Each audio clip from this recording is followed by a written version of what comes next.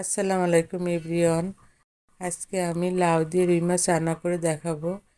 এইভাবে রুই মাছ রান্না করলে খেতে খুবই ভালো হয়। তাহলে দেখে নিন কি কি লাগছে। এখানে আমি একটা লাউ, দুটো আলু কেটে নিয়েছি। আর এখানে কিছু রুই মাছ নিয়েছি, 1 চামচ রসুন পেস্ট, 1 চামচ আদা পেস্ট নিয়েছি, 1 কাপ পেঁয়াজ কুচি করে নিয়েছি, 2টা টমেটো কেটে নিয়েছি। আর এখানে অয়েল নিয়েছি, হলুদের গুঁড়া নিয়েছি, মরিচের গুঁড়া নিয়েছি, ধনের গুঁড়া নিয়েছি আর লবণ নিয়েছি। আর সবার প্রথমে মাছটা লবণ হলুদ মাখিয়ে নিব।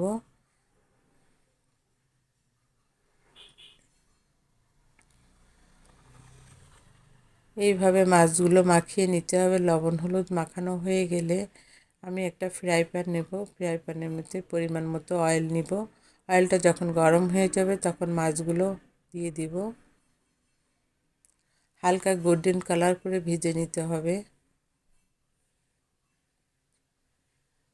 যখন একটু গোল্ডেন কালার হবে তখন উঠিয়ে নিতে হবে।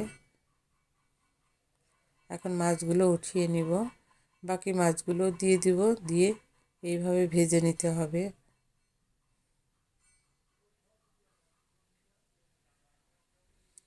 এখন ফ্রাই প্যানে যে অয়েলটা ছিল সেটাও কড়াইতে দিয়ে দিব, বাকি অয়েলটা দিয়ে দিব।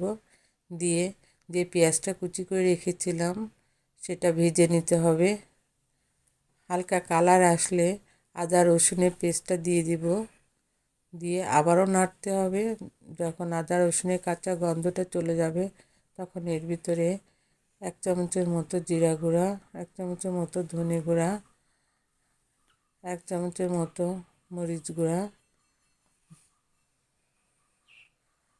সামান্য একটু হলুদ দিয়ে সামান্য একটু পানি দিতে হবে, দিয়ে ভালো করে কষিয়ে নিতে হবে। কষানো হয়ে গেলে এর ভিতরে দিয়ে দিব 2 চামচের মতো লবণ। লবণটা দেওয়া হয়ে গেলে আবার একটু নেড়ে নিব। নেড়ে যে লাউটা কেটে রেখেছিলাম সেটা দিয়ে দিব, দিয়ে ভালো করে কষিয়ে নিতে হবে। এইভাবে নেড়ে চেড়ে কষিয়ে নিতে হবে। কষানো হয়ে গেলে একটু ঢেকে দিব, ঢেকে আবারও একটু নেড়ে দিব।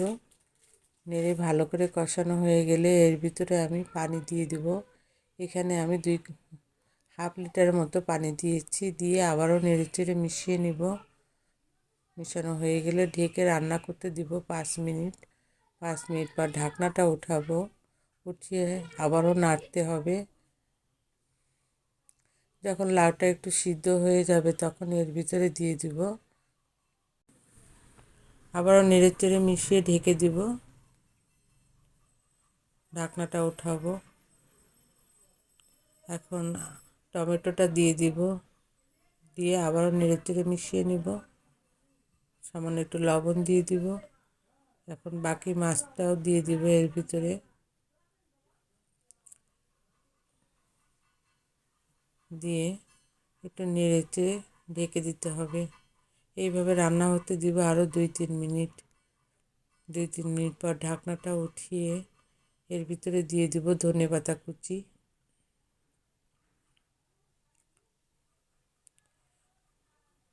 দিয়ে আবারও ঢেকে দিব। আবারও রান্না হতে দিব 1-2 মিনিটের মতো। দেখুন আমার লাউয়ের তরকারি হয়ে গেছে। এখন ডিশ আউট করে দেখাচ্ছি কীরকম হয়েছে। আমার এই রেসিপিটা যদি আপনাদের ভালো লেগে থাকে লাইক ও শেয়ার করতে ভুলবেন না। ফিরে আসবো নতুন কোনো রেসিপি নিয়ে। সে পর্যন্ত সবাই ভালো থাকবেন। আল্লাহ হাফিজ।